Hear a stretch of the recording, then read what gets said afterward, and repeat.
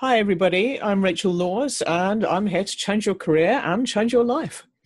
Let's talk about semiotics in marketing. I've got some exciting stuff coming up for you over the next few weeks, but what I want to do today is to help you understand why I'm excited about semiotics, why I think you should be too if you're connected to marketing or you're interested in consumer behavior, and we'll take a little overview of what's coming up over the next few weeks of our special read-along with me and Ray Pointer.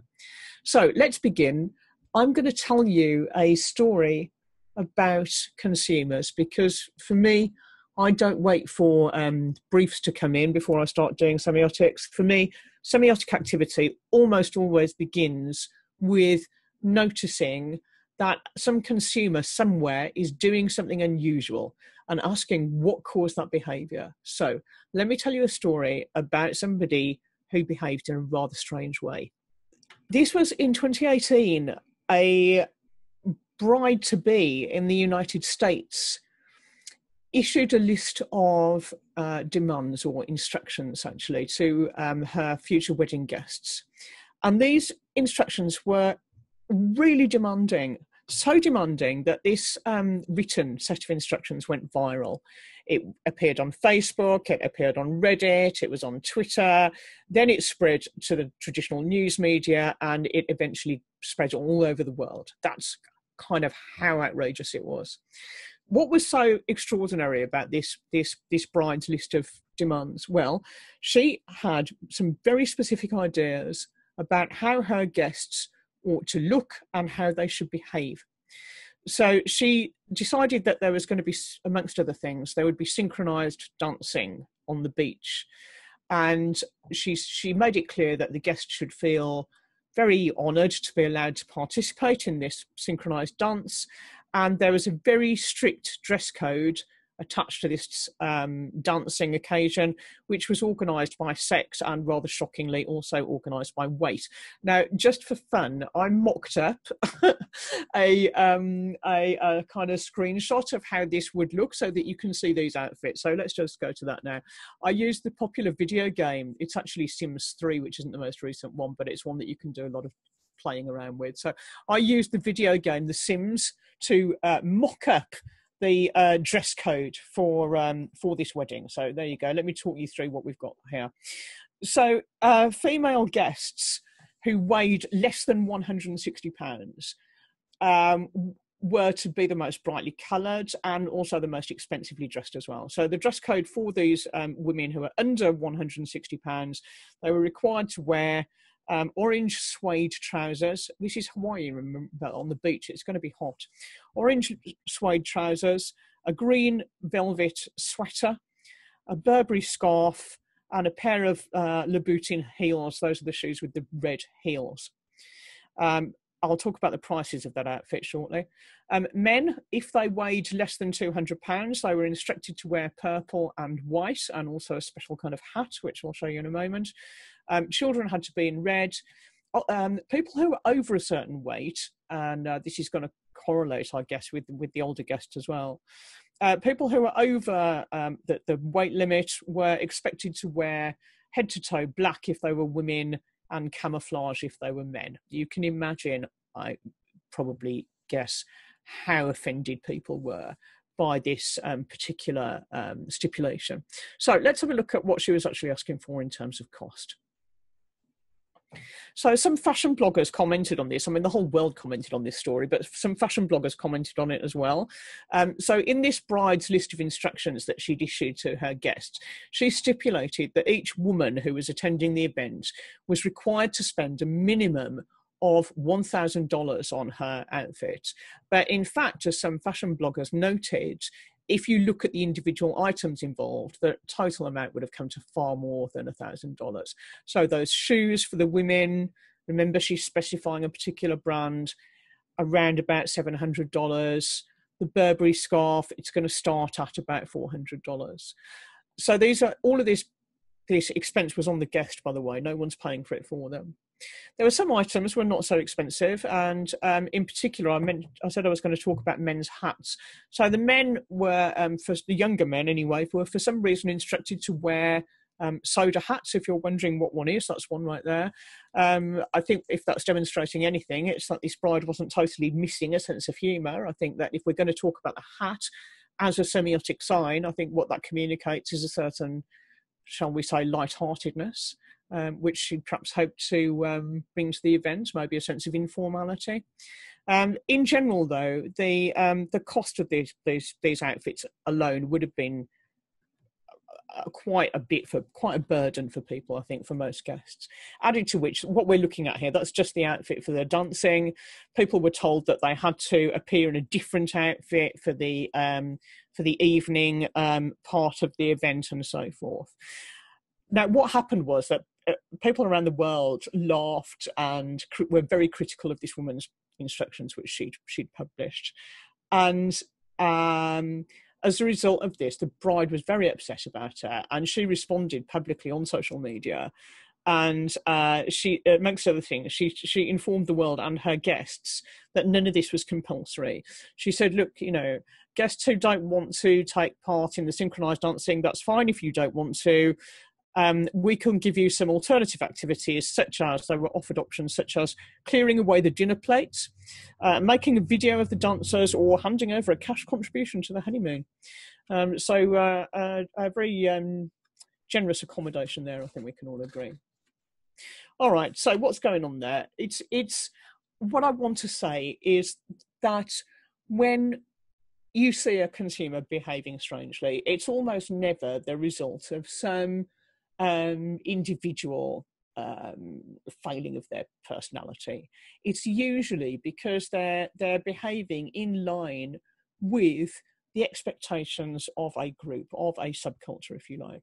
So this woman, although she stood out as being perhaps unusually demanding with her stipulations about how much people should weigh, where she was not unusual was in the kind of overall cost of her wedding and the extent to which she expected other people to help her in creating this kind of circus-like spectacular. These are figures from 2019. The Independent reported that British weddings now cost in excess of £30,000, which was an increase of 12% on the previous year. Meanwhile, in the United States, Brides magazine, which reliably reports on and also helps to establish these types of trends, reported that the average US wedding was now had a budget of $44,000, which was a whopping increase of 75% in one single year. Now, an interesting detail here is if we're wondering how those kinds of weddings are being paid for, they're increasingly being paid for by mom and dad, which is a really interesting development, okay? Back in the day, when young people used to live with their parents until they got married, parents used to pay for weddings at that time, which made some kind of sense, right? Especially because we're talking, that was a long time ago, and young and married women were less likely to have their own careers and so on and so on, and people got married at a younger age. What's happened over the decades is that women became more independent, the age at first marriage started to rise, young people left home and lived with each other before getting married, and until very recently the trend was that a majority of couples would pay for almost all or the entirety of their wedding.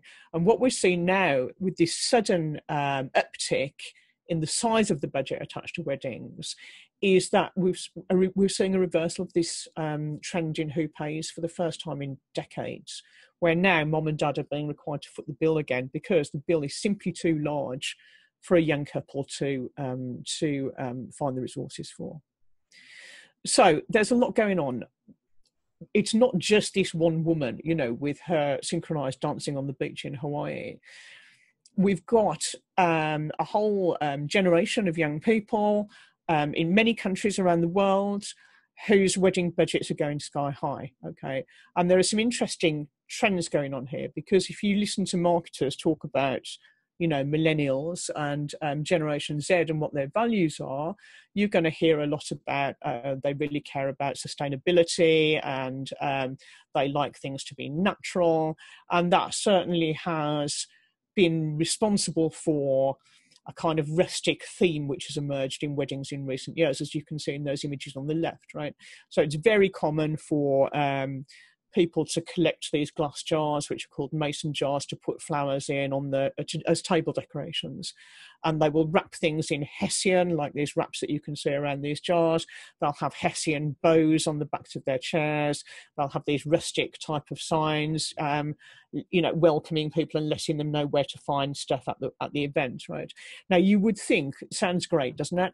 But you would think with all of that, a kind of emphasis on sustainability and the natural, that people would be keeping their events at a modest scale, but not at all.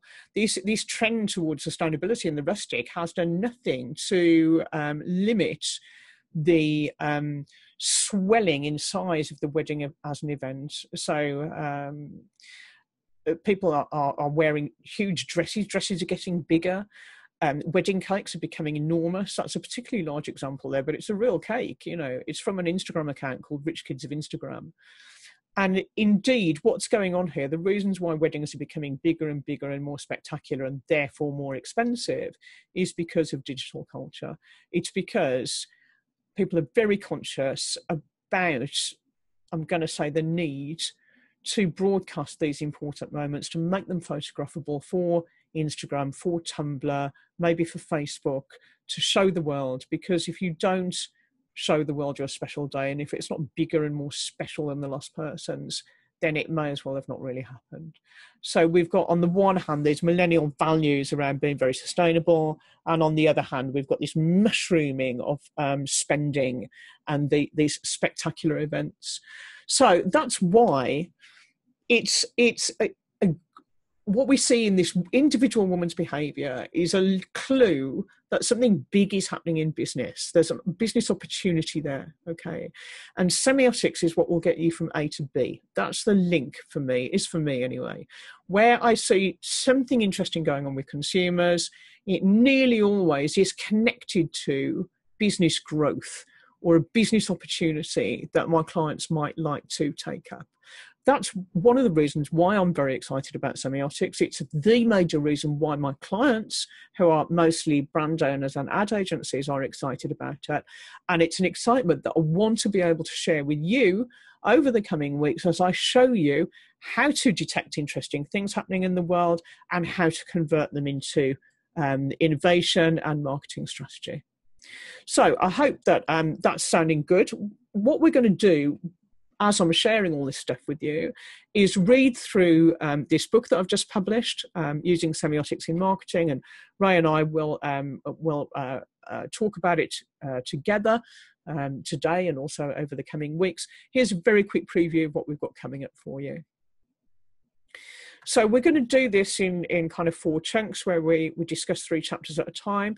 So in the part 1, I'm going to talk about how this stuff gets used commercially. One of the chapters is going to provide you with a real quick, easy recipe in setting up and implementing a research project using semiotics. And we're going to learn how to write briefs and proposals. In part 2 is about analysis. And I'm going to talk you through how to analyze individual signs and symbols, which is the stuff that you may have heard of in connection with advertising and packaging. That's called bottom-up analysis. We're also going to do some top-down analysis, which is the type of thing I've just been talking about with regard to things like weddings and spotting social trends and explaining why they are like they are. And then we'll also cover some ideas, tools, if you like, that have come from semiotics that help marketers to think more creatively and to innovate. In part 3, we're going to talk about some stuff. This is very much new thinking in semiotics that is not really, has not been discussed very much up to now. So I'm going to talk about how to do field trips with your semiotic hat on, how to go out into the world and look at things, how to combine semiotics with ethnography and discourse analysis. We'll talk about how to turn insight into marketing strategy, which is crucially important in semiotics as in other types of market research. And we've got some activity connected to that as well. And then in part 4, was all about looking to the future. So what will happen by this point, if you stick with me all the way to the end of this webinar, and if you do all the exercises at the end of each chapter in the book, At this point, you've completed a project in semiotics, which is pretty exciting, right? And you're ready to write it up and share your findings with the world. I'm going to teach you how to do that. And at the same time, we'll discuss some hot topics in semiotics, like what does it have to say about artificial intelligence? How is semiotics becoming different as it spreads around the world? And I'll give you some tips on how you can keep developing your skills in semiotics into the future. That's all sounding like good stuff, I hope. I've been teaching semiotics for years, okay? At this point, I've taught semiotics to hundreds of people. It's been a 20-year career. I've just written this book, which summarizes 20 years of commercial experience. And I know from passing on this skill that people are amazed. It makes jaws drop. It will make a light bulb appear above your head. I'm excited to share this with you because I know that it's going to be exciting for you to participate in. That's what we've got for you. And I want to say a big thank you to Ray for making this possible for everybody. Let me hand over to you, Ray. Thank you very much for letting me talk. So thank you for that, Rachel. I've got one or two questions myself that I'd like us to discuss, and then we're going to throw it open to Q&A from the floor. So perhaps first, what first got you interested in semiotics? That's a great question, thank you. So my PhD is actually in social psychology, and social psychology is quite it's a branch of psychology which is quite challenging of other aspects of that discipline. So the biggest part of psychology, of course, is the study of the individual's mind, isn't it? It's all about cognition, it's all about emotion, it's all about personality and things which are presumed to reside inside people's heads. Now, social psychology is a branch of psychology which is different in the sense that it concentrates on people's social behaviour and the way that they interact with each other. So, for example, that bride sending out that ridiculous list of instructions to her guests, that was social behaviour right there, wasn't it? And it was also conspicuously the case that it used language. So she sent a written set of instructions. And by doing that, she caused certain things to happen in the world, perhaps not exactly the things that she wanted, but she certainly triggered a chain of events, didn't she? And so my doctoral research actually was in discourse analysis, which concerns how people use language to bring about certain types of reality. While I was doing my doctoral research, I obviously wanted to explore where discourse analysis had come from, where did social psychologists get it from, and one place which they got it from, perhaps the major place where they got it from, was semiotics. So discourse analysis is directly descended from semiotics. Now, when I started to investigate semiotics in more detail, I made a big discovery which changed my career, okay? And it was this. Semiotics uses many of the same, shall we say, philosophical tools to investigate the world as discourse analysis. But while DA concentrates very effectively on language and conversation, semiotics is bigger than that. Semiotics looks around at the world with everything in it that humans use to communicate with each other. By everything, I mean things like visual art, film, what clothes people wear, how they decorate their homes, how their Instagram accounts, music, sport, just about anything you can think of that's not a product of nature, architecture, brands, retail environments. Semiotics looks at all of that and says, all of that is data. All of this is within our remit. And it blew my mind. I was like, wow, this is huge. It's a really powerful set of tools for making sense of what's going on and how we as humans collectively bring certain versions of the world into existence.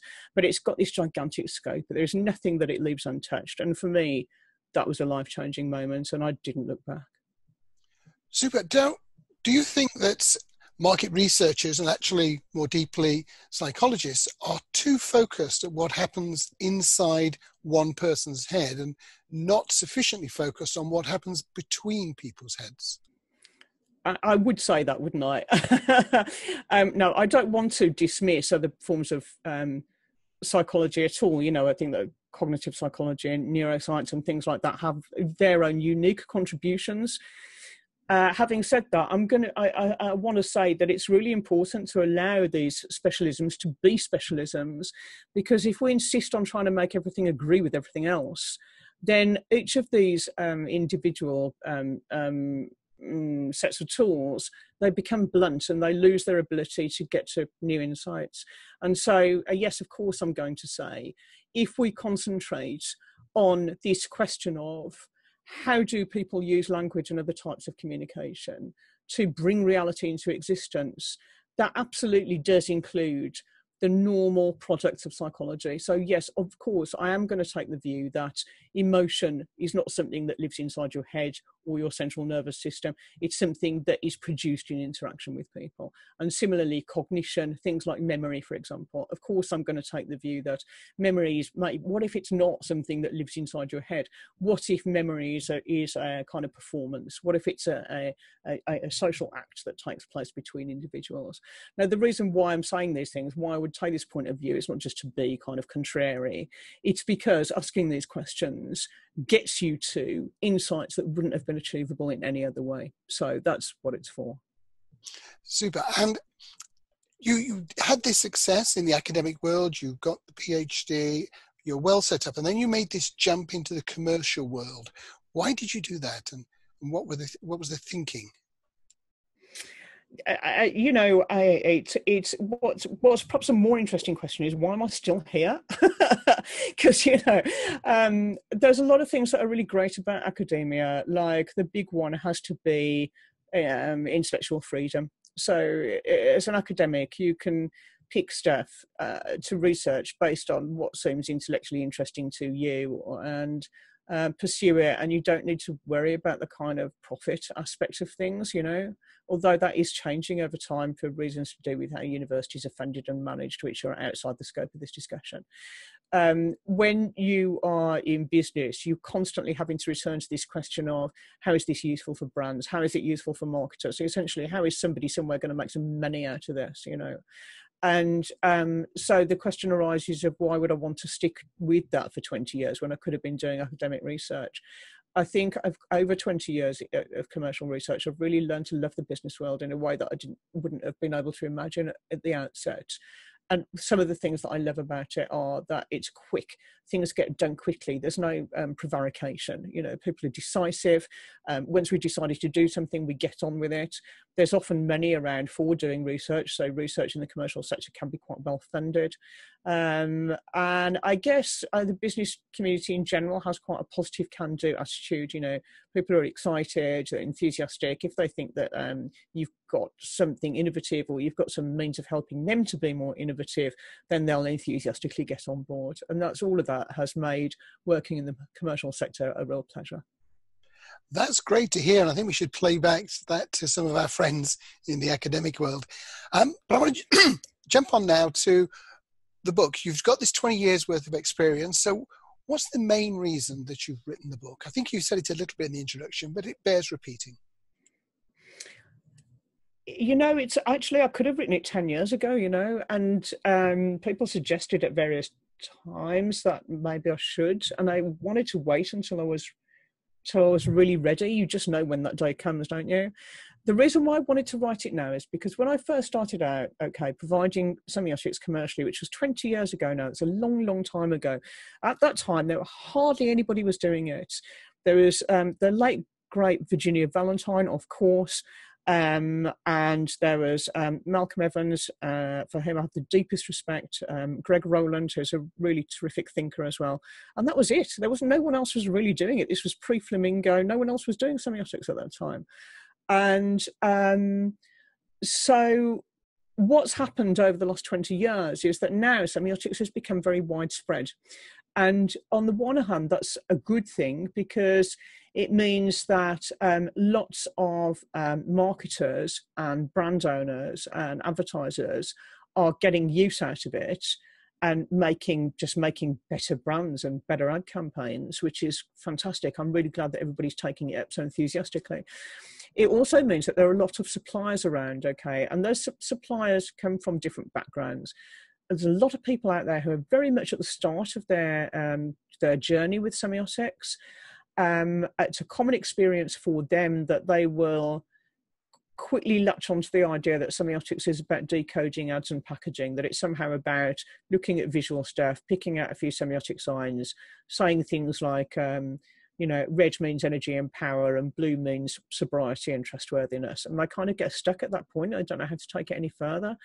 There's also a problem in the sense that because semiotics comes out of European philosophy, it can be a bit heavy on the theory. There can occasionally be some difficult language, and there haven't been any books available to help clear up the mystery. So although semiotics grew steadily in popularity over 20 years, it was never really particularly accessible.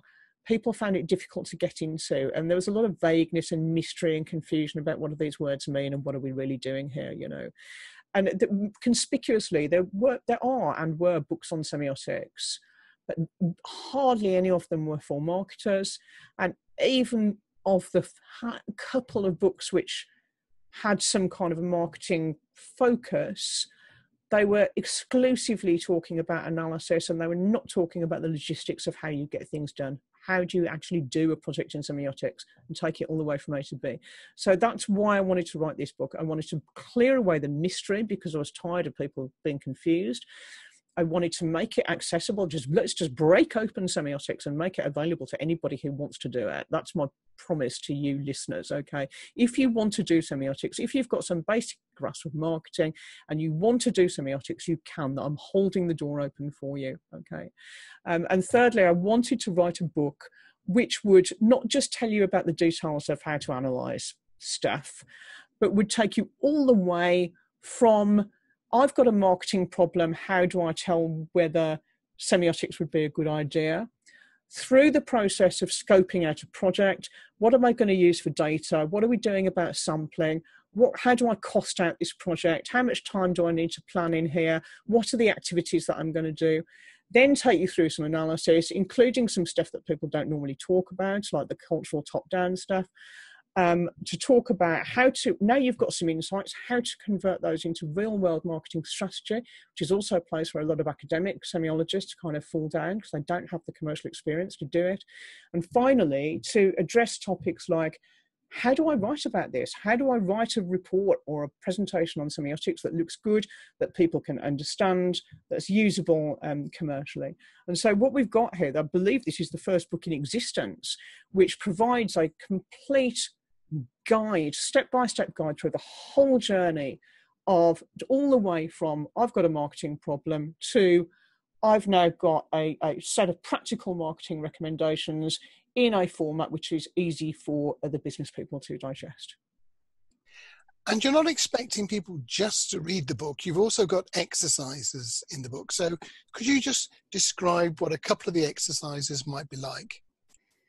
I would absolutely love to do that. Yeah. I mean, I really wanted this to be a book with an action focus, right? Because semiotics is so rewarding. You will find out, listeners, when you embark on this journey with me and start to do the activities in this book, you will find out how rewarding this is. It's an unbelievably rewarding thing to do. It goes way beyond just let's do some market research, okay? Once you start, you won't be able to quit, okay? And so I wanted to build practical activities in all the way through the book so that people have got something that they can work on. And the way that I've organised that, we've got a whole sequence of activities. We've got things like how to write a brief, how to write a proposal, how to collect some data, how to analyse it, what to do with it, how to write it up and so forth. Okay, so each chapter has a special activity at the end of the chapter, and those activities are in a logical sequence. If you do each of the exercises in the order that they're presented, and I really hope that some of us who are coming on this webinar journey with us will do this. If you do all of the exercises in the right order, by the end of the book, you have completed a research project that uses semiotics, and that is of a publishable standard. Now, let me just be clear here. I'm not going to suggest that you've suddenly become kind of world-class semiologist on the strength of reading one book. You've still got a long journey ahead of you in the sense that there's always more to learn, okay? However, if you do all the activities, by the end of it, you have made something, you've made a thing. And by the way, I would love it if you would publish it and share it with us and show the world what you made, right? By the end of the book, you've made something, you've made a piece of research using semiotics that is commercially useful and that is of a standard where you can publish it and you can feel proud of what you've achieved. Thank you, Rachel. And with that, let's see what questions we've got from the audience, and we'll take it from there.